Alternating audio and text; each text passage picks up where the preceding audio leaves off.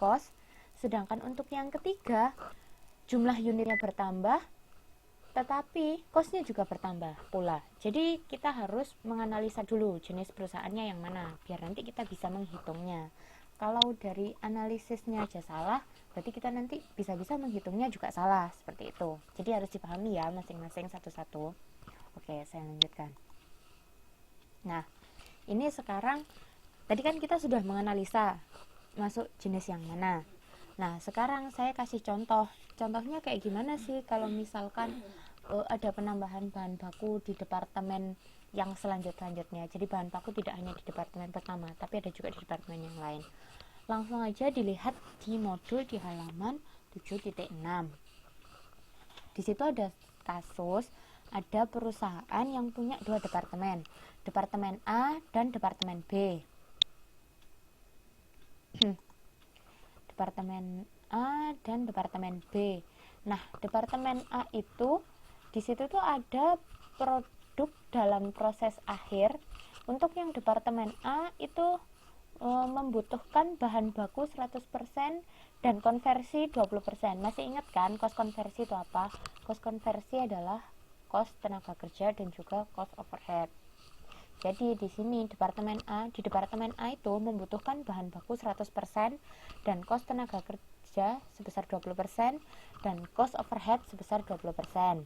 Nah, di situ terdapat produk dalam proses akhir sebesar 10.000.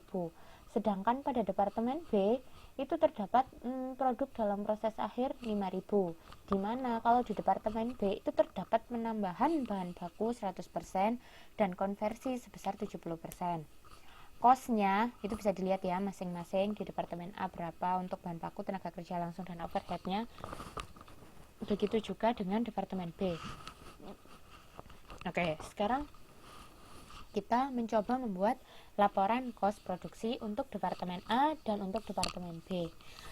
Untuk langkah-langkahnya itu sama seperti yang udah kita bahas di modul 6. Jadi ada 4 langkah. Yang pertama, langkah 1 kita harus menentukan kuantitas, langkah 2 menentukan unit ekuivalen, langkah 3 kos dipertanggungjawabkan, dan langkah 4 kos pertanggungjawaban. Oke, langsung aja kita mulai bahas tentang laporan kos produksi departemen A. Sambil dilihat ya di modul halaman 7.7. Aduh, ini nggak kelihatan nih kekecilan. Bentar.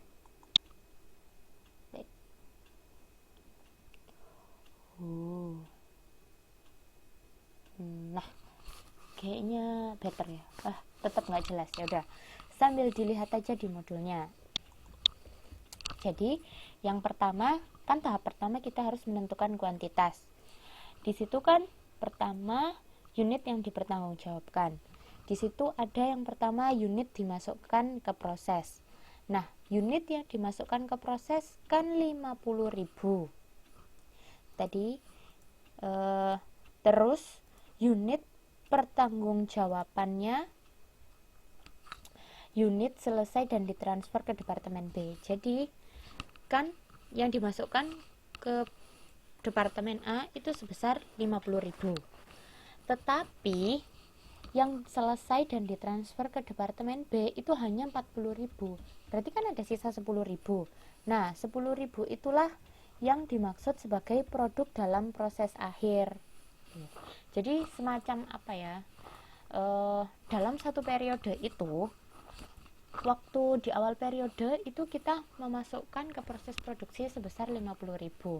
Tetapi setelah di akhir periode yang berhasil selesai dan dipindahkan atau dialirkan ke departemen B itu hanya 40.000. Jadi sisa sebesar 10.000 yang masih ibaratnya itu masih nyantol di departemen A. Itu belum selesai.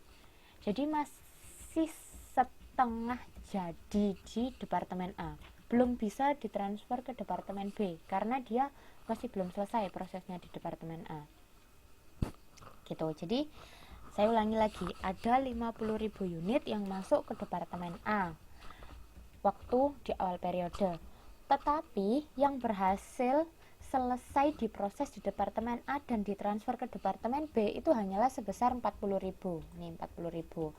Berarti otomatis ada sisa 10.000 unit kan. Nah, 10.000 unit ini itu tidak ibaratnya dia itu belum selesai di departemen A dan nggak bisa ditransfer di departemen B, jadi masih nyantol di departemen A kayak gitu. Terus kita harus menghitung unit ekuivalen. Masih ingat kan di modul 6 kalau kita harus menyetarakannya 10.000 unit yang belum selesai ini, kalau misalkan dihitung sebagai produk selesai yang bisa ditransfer ke departemen B itu seberapa sih? Nah, kita tuh harus ngitung. Tuh, kan 10.000 ini tuh masih belum jangkep. Aduh, tahu jangkep nggak sih bahasa Jawa? Apa ya? Belum genep. Aduh, apa ya?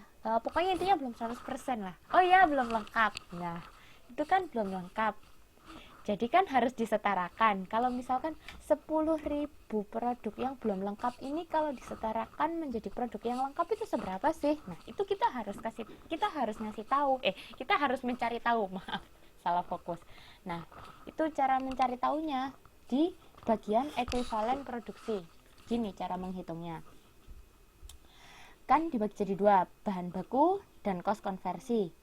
Unit selesai dan ditransfer ke departemen B kan 40.000 sama 40.000. Kemudian proses yang masih produk yang belum lengkap tadi kan 10.000 itu kan. Nah, tadi kan ada keterangan bahwa di departemen A itu bahan baku digunakan 100% dan konversi 20%. Ya udah tinggal dikali aja. 10.000 itu dikali 100%, berarti kan ada 10.000. Kemudian untuk yang konversi 10.000 dikali 20%, berarti kan ada 2.000. Nah, unit ekuivalennya untuk bahan baku itu adalah 40.000 ditambah dengan 10.000, yaitu 50.000. Sedangkan untuk kos konversi 40.000 ditambah 2.000, totalnya 42.000. Saya ulangi lagi, untuk menghitung ekuivalensi produksi dibagi menjadi dua kan, bahan baku dan kos konversi, di mana kos konversi terdiri dari overhead dan juga tenaga kerja langsung. Karena tadi di halaman 7.6 yang di tabel itu kan dijelaskan bahwa departemen A bahan baku 100% dan konversi 20%.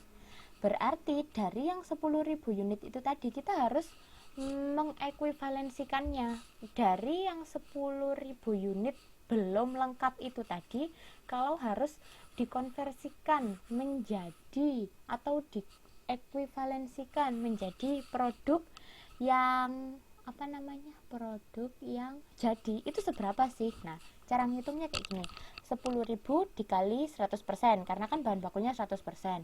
Terus untuk yang konversi 10.000 dikali 20%, berarti kan 2.000. Terus ditambah sama yang sudah lengkap tadi, kan yang sudah lengkap 40.000, yang dialirkan dari departemen A ke departemen B kan 40.000. Berarti ya udah masing-masing ditambah dengan 40.000. Kalau yang bahan baku 40.000 ditambah 10.000, kalau yang kos konversi 40.000 ditambah 2.000. Jadi bahan bakunya setara dengan 50.000, sedangkan yang kos konversinya setara dengan 42.000. Oke, setelah menghitung ekuivalen produksi, kemudian kita menghitung kos dipertanggungjawabkan. Nah, kan tadi coba dilihat ya yang di modul di halaman 7.6, kan di departemen A kan bahan bakunya 300.000, ini 300.000. Kemudian untuk yang tenaga kerja langsung 168.000. Kemudian yang overhead pabrik 84.000. Nah, ini masing-masing dibagi dengan unit ekuivalen. Kan kalau yang bahan bakunya 50.000, nih unit ekuivalennya ini kan 50.000. Kemudian yang tenaga kerja langsung dan overhead kan konversinya 42.000. Jadi ya dibagi 42.000 sama 42.000. Akhirnya dapatlah kita kos unitnya. Dari 300.000 dibagi 50.000, berarti bahan bakunya per unitnya itu sekitar 6.000. Tenaga kerja langsungnya 168 juta ya. Iya, 168 juta dibagi 42.000. Itu ada 4.000. Kemudian yang overhead pabriknya 84 juta dibagi 42.000, dapatnya 2.000. Total kos unitnya itu 12.000. Tuh. Nah, setelah tahu kos dipertanggungjawabkan, sekarang kita menghitung kos pertanggungjawaban. Nah, yang pertama kan tadi yang lengkap yang ditransfer dari departemen A ke departemen B kan ada 40.000.